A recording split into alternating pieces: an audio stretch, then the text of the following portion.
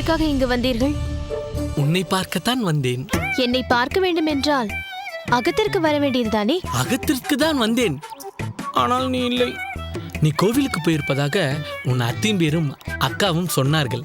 அதனால் தான் இங்கு வந்தேன். பிறகதற்கு பிரசாதம் கொடுக்கும் இடத்திற்கு சென்றீர்கள்? நீ அங்கு இருப்பதை பார்த்தேன், அதனால் தான் வந்தேன். அங்கு நின்றிருந்த நீ திடீரென்று இடம் மாறுவாய் என்று நான் சற்றும் எதிர்பார்க்கவே இல்லை. அதுவும் உன்னிடத்திற்கு அந்த வர்மக்கலை மாமி வரும் என்று மேலும் எதிர்பார்க்கவே இல்லை. நல்ல வேளை, பற்கள் எதுவும் கீழே விழவில்லை. எப்படியோ சற்று கடுமையாக இருந்தாலும் உன்னை தனிமையாக சந்திக்க வேண்டும் என்று நினைத்தேன். சந்தித்து விட்டேன். சந்தித்து விட்டீர்கள் அல்லவா? நான் போகிறேன். நில் பெரிய பிராட்டி,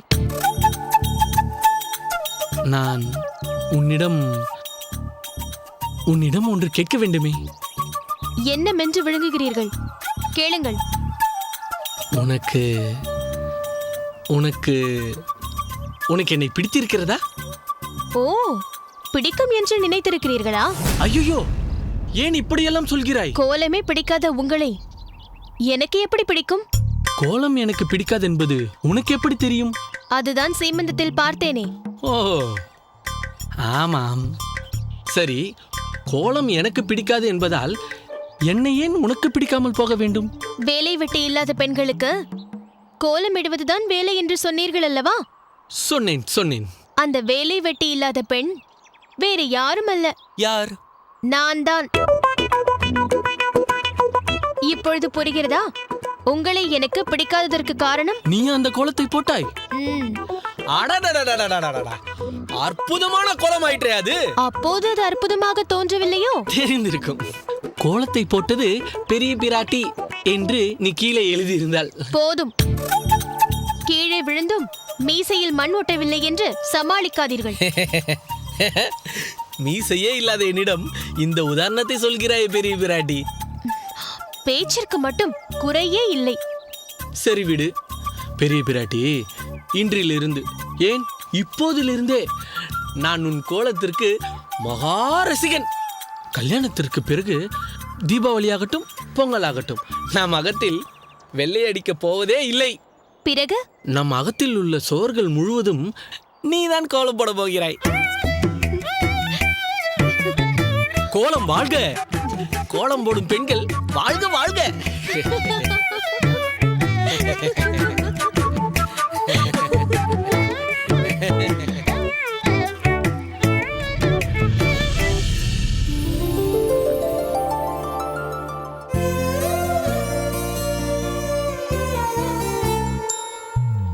என் பட்டு செல்லத்துக்கு நான் தைத்த பட்டு சட்டை.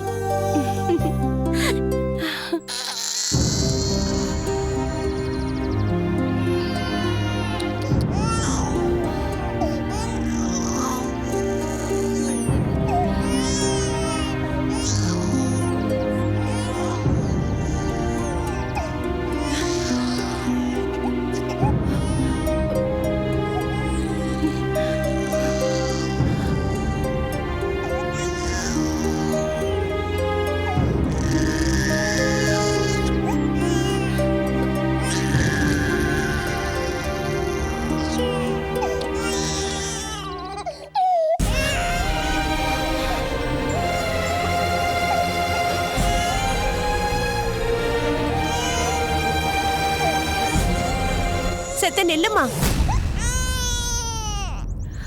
என்ன தாயி? இங்கே வா. வா. இத வரேன் தாயி. ஏன் குழந்தை அழறது? மன்னிச்சிருங்க தாயி, தெரியாம இந்த அக்ரகாரத்துக்குள்ள வந்துட்டேன். இன்னைக்கு பக்கத்து ஊர்ல திருவிழா, எல்லாரும் போயிருக்காங்க. அதனால அக்ரகாரத்துக்குள்ள யாருமே இருக்க மாட்டாங்க நினைச்சு அப்படியே வந்துட்டேன். குழந்தையும் திடீர்னு அழ ஆரம்பிச்சிருச்சு.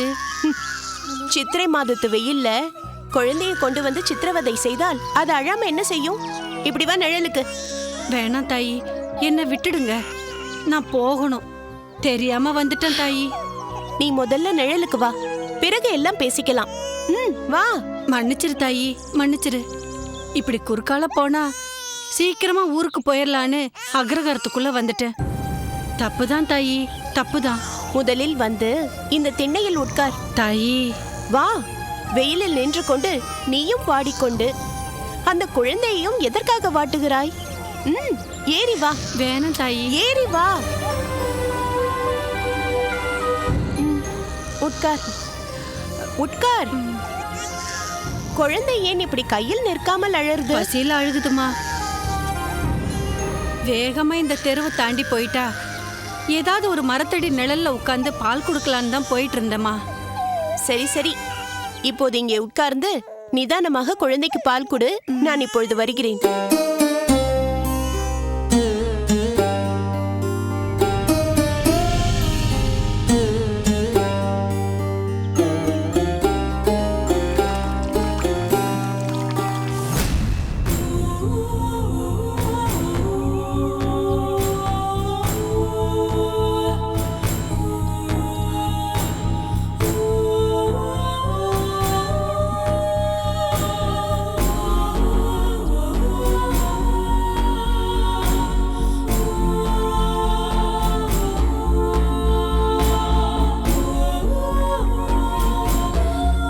இந்தா நீர்மோர். ஐயோ வேண்டாம் தாயி. வெயிலுக்கு இதமாக இருக்கும். வேண்டாம். மோர் அருந்து. வேண்டாம்மா. இந்தா. காந்திமதி, இங்க வா.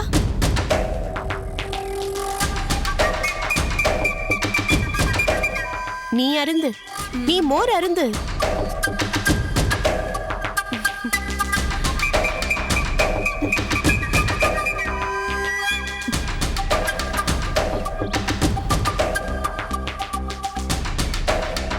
என்ன மாமி, எதற்கு கூப்பிட்டேன்?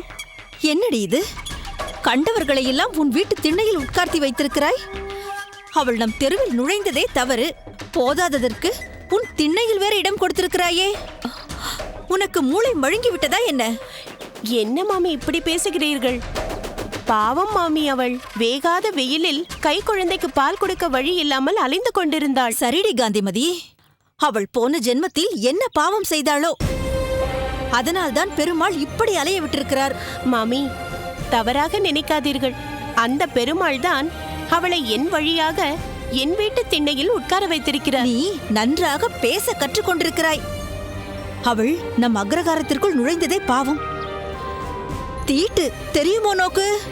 மாமி, நாம் காய்கறி வாங்குவதும் அரிசி வாங்குவதும் பால் வாங்குவதும் நம்மளவர்களிடமிருந்து இல்லையே, அவர்களிடம் தானே வாங்குகிறோம். அப்போது இவையெல்லாம் தீட்டுதானே மாமி? பேசுவாயடி பேசுவாய். எல்லாம் கலிகாலம். எப்படியாவது போ.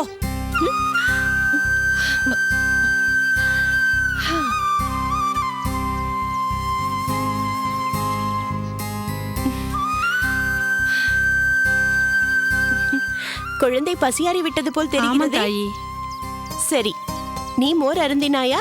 குடிச்சேம்மா. தாகத்துக்கு ரொம்ப நல்லா இருந்துச்சுமா. கொஞ்சம் தண்ணி கொடுத்தீங்கன்னா இந்த குவளைய நானே கழுவி கொடுத்தேன். அதெல்லாம் ஒன்றும் வேண்டாம் தாயி. குழந்தைக்கு பால் கொடுக்க இடம் கொடுத்தீங்க, மோர் கொடுத்தீங்க, இப்ப குவளையும் நீங்களே கழுவிக்கிறேன்னு சொல்றீங்களே. இதுக்கு எல்லாம் சேர்த்து பாவம் எனக்கு தான் வந்து சேரும். அப்படியெல்லாம் ஒன்றும் கிடையாது. வீணாக கற்பனை செய்து கொள்ளாதே. குழந்தையை பத்திரமாக எடுத்து போக வேண்டிய இடத்துக்கு சீக்கிரமாக போய் சேர். காலா காலத்துக்கு நீங்க நல்லா இருக்கணும் தாயி. பளிங்கு சிலை மாதிரி உங்களுக்கு குழந்தை பிறக்கணும் தாயி.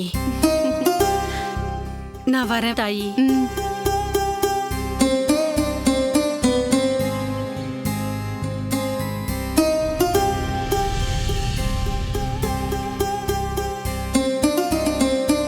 காந்திமதி, வாருங்கள் சுவாமி.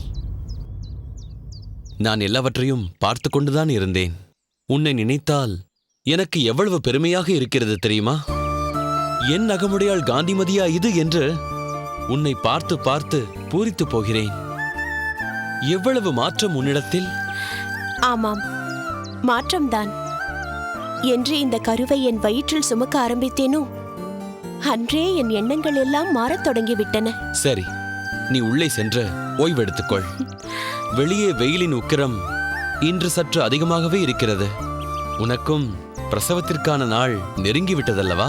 என் வயிற்றில் இருக்கும் குழந்தை என்று என்னை அம்மா என்று அழைக்கப் போகிறதென்று காத்துக் கொண்டிருக்கிறேன்.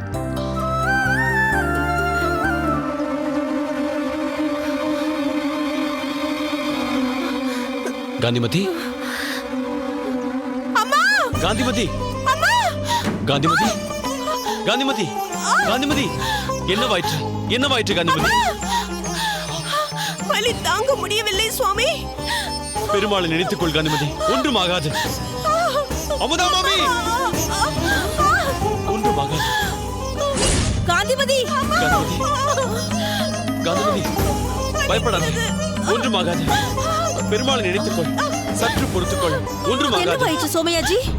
காந்திமதிக்கு பிரசவ வலி வந்துவிட்டதென்று நினைக்கிறேன்.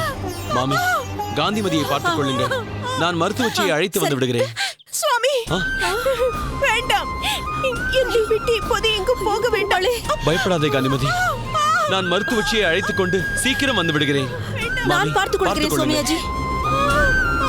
காந்திமதி, சற்று பொறுமையாக இருமா. கொஞ்சம் பொறுத்துக்கோமா, கொஞ்சம் பொறுத்துக்கோமா. பெருமாளே, கொஞ்சம் பொறுத்துக்கோமா.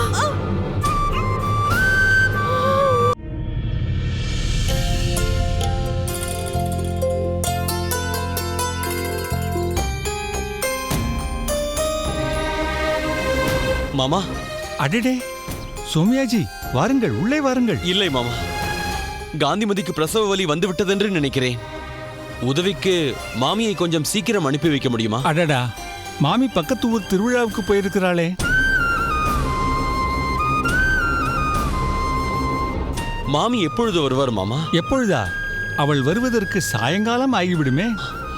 இப்போது என்ன செய்வது? மருத்துவச்சியும் தன் மாமியாருக்கு உடல்நிலை சரியில்லை என்று வெளியூருக்கு போயிருக்கிறாளாம். பெருமாளே, கவலைப்படாதே சோமயாஜி. உனக்கு வள்ளனூர் தெரியும் இல்லையா? ஆமாம் தெரியும். அங்கே புனிதவல்லி மாமி என்று யாரை கேட்டாலும் சொல்வார்கள். பிரசவத்திற்கு கை தேர்ந்தவள். வேகமாகச் சென்று அவளை அழைத்து வா. அவள் காந்திமதிக்கு பிரசவம் பார்ப்பாள். சரி மாமா. ஆனால் ஒன்று, அவளும் திருவிழாவுக்கு போகாமல் இருக்க வேண்டுமே.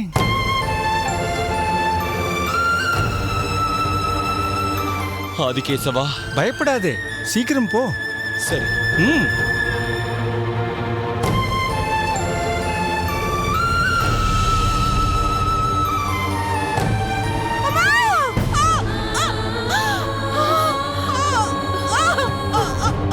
தாங்க முடியவில்லையே. மாமி, அவர் வந்துட்டாரான்னு பாருங்களேன். இப்போதுதானே மருத்துவச்சியை கூட்டிக் கொண்டு வருகிறேன் என்று சொல்லிவிட்டு போனார். அதற்குள்ளாகவா வந்து விடுவார்? கொஞ்சம் பொறுத்துக் கொள்ளேண்டி அம்மா. பொறுத்து கொள்ள முடியவில்லை மாமி.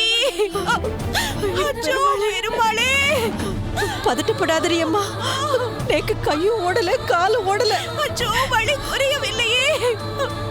மாமி, ஏதாவது மருந்து கொண்டு வந்து கொடுங்களேன் மாமி. அம்மாடி, நேக்கு ஒரு மருந்து பொடியும் தெரியாதுடிம்மா. அந்த பெருமாள் என் வயிற்றில் ஒரு புழு பூச்சியை கூட வளர விடவில்லையே. பிறகு எனக்கு எப்படி அம்மா வைத்தியம் தெரியும்? மாமி, வலி இன்னும் அதிகமாக இருக்கிறது. அவர் இன்னும் வரவில்லையா? பக்கத்து ஊரில் திருவிழா வேறு. எல்லோரும் அங்கு போயிருந்தாலும் போயிருப்பா. எப்படியும் ஒரு மருத்துவரை உன் அகத்துக்காரர் அழைத்து வந்து விடுவார். கவலைப்படாதடி அம்மா. கண்டிப்பா வைத்தியம் பார்க்க யாராவது கிடைப்பா இல்லையா மாமி? உன் நல்ல மனசுக்கு ஒரு குறையும் வராதடி அம்மா. ஐயோ பெருமாளே, சீக்கிரமா யாரையாவது அனுப்பி வைப்பா. காந்திமதி, ஒன்னல்லடி அம்மா, கொஞ்சம் பொறுத்துக்கோ. நான் உள்ள போய் வெந்நீர் வச்சு கொண்டு வரேன். அதுல ஒத்தரம் கொடுத்தா வலி கொஞ்சம் குறையும். கொஞ்சம் பொறுத்துக்கோடியம்மா. ஐயோ பெருமாளே.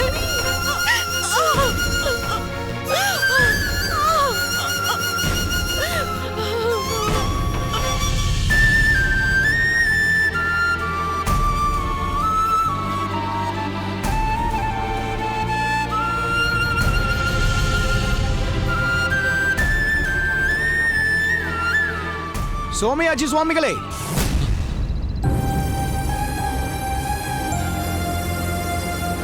என்ன சோமயாஜி சுவாமிகளே, எங்கு செல்கிறீர்கள்?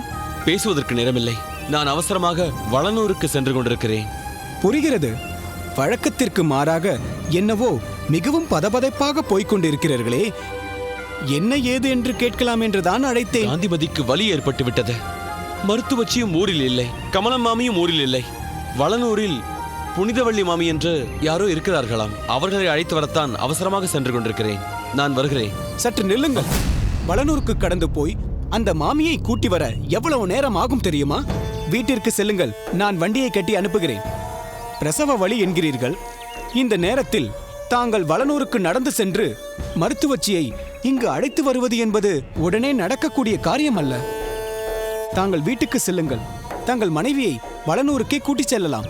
நான் வண்டியை கட்டி அனுப்புகிறேன். மிக்க நன்றி. அதெல்லாம் ஒன்றும் வேண்டாம். தாங்கள் வீட்டிற்கு சென்று மனைவியுடன் தயாராக இருங்கள், தைரியமாக இருங்கள். எல்லாம் நல்லபடியாக நடக்கும். நான் வண்டியை கட்டி அனுப்புகிறேன். சரி.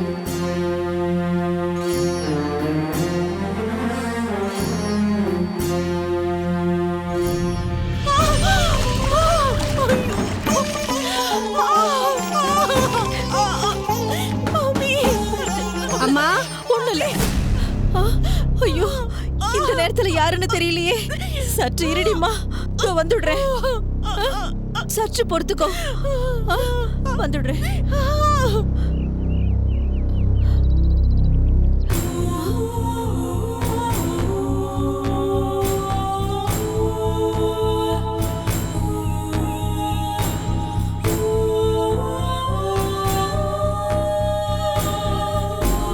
என்னம்மா வேண்டும் உனக்கு? எனக்கு இடம் கொடுத்து உதவி பண்ண அந்த மகராசி உனக்கு உதவி செய்தாள். ஆனால் அவளுக்குத்தான் உதவி செய்ய ஆள் இல்லாமல் மிகவும் கஷ்டப்படுகிறாள். நீ பிறகு வா. அம்மா. இதோ பாரடிம்மா, உன்னிடம் நின்று பேசுவதற்கெல்லாம் எனக்கு நேரமில்லை. அங்கு காந்திமதி பிரசவ வலியால் துடித்துக் கொண்டிருக்கிறாள். தெரியுமா? அதை கேள்விப்பட்டுதான் வந்தேன். தெரியும் இல்லையா? பிறகு என்ன வேண்டுமென்று இங்கு வந்திருக்கிறாய்? நான் எதையும் கேட்க வரலம்மா. வாட்டமா இருந்த எனக்கு உட்கார இடம் கொடுத்து மோரும் கொடுத்த அந்த புண்ணியவதிக்கு ஏதோ என்னால் ஆன முடிஞ்ச உதவிய செய்யறதுக்காக தான் வந்திருக்கேன். காந்திமதிக்கு வந்திருப்பது பிரசவ வலி.